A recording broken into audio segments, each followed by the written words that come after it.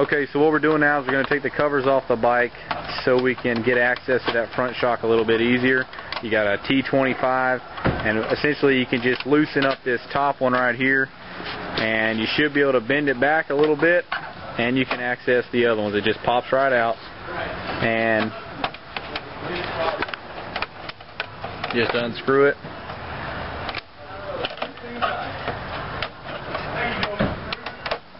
Not too difficult, doesn't take a whole lot. And then you got a little Allen right up under there.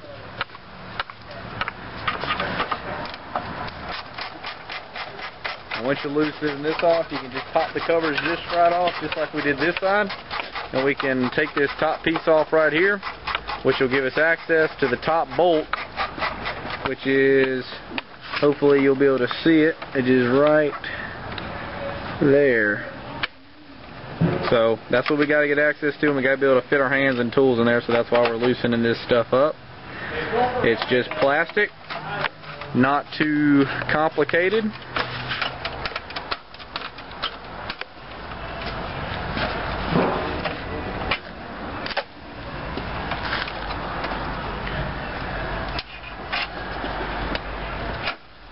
And it just pops right on out.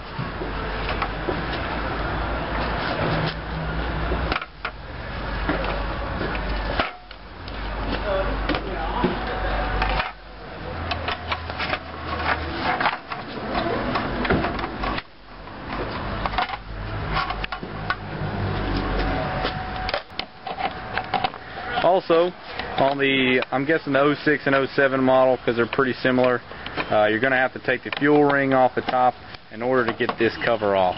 So it's not too difficult. You got the same T25 socket there.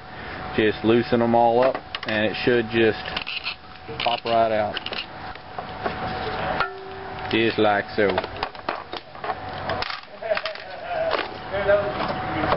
And it'll just lift right up. And there's your tank right there. And what we're going after is that little bolt right down there. Looks like it's about a 15 on the actual bolt.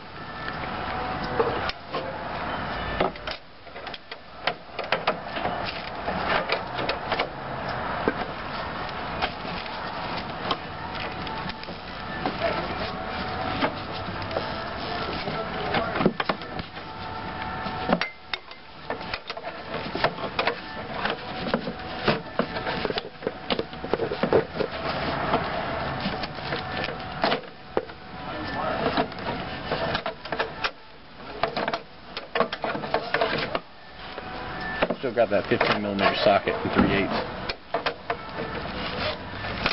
You got to look, make sure that the one thing can happen when you're doing shocks like this is when you start loosening the nut, the center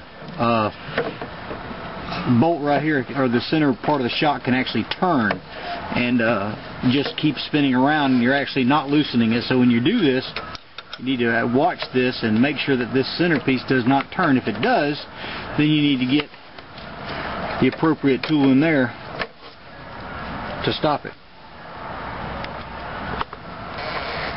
And it is turning now that I actually get better light on there. See this? And now what we have is a T30 Torx, which is on top of that, and the 15, which is below it. So you just got to fix it as you work on it. Hold the center part of the shock still while you unscrew the bolt on the bottom.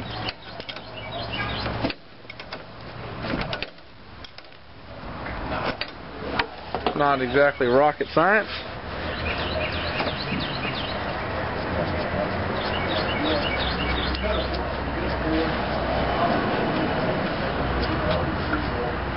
So we got the top off right there. There's a small washer there. Don't lose your washers.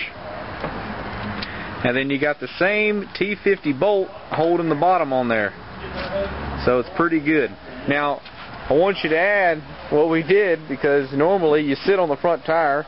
We've strapped this down. So you don't want the front of your bike flying everywhere. You don't necessarily have to use such a heavy duty strap, but this one's a pretty good one to use, and we trust it. So we got it all nice and all there. What we have here is the bolt that holds it down, a washer, a bushing, and a rubber. This goes on top, and you'll have one on the bottom, and that holds it center in the frame.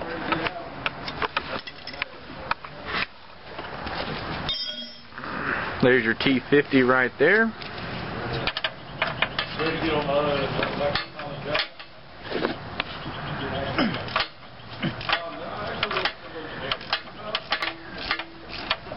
Hope you guys are pleased to notice we haven't pre-done any of this, so you get to see all our little quirks.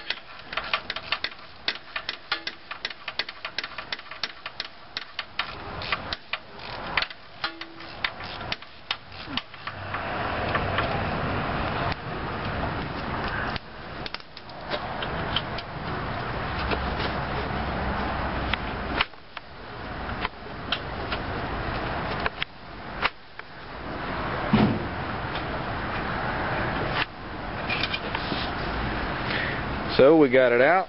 See a little bit of Loctite on there, no big deal. So we got all the bolts loose.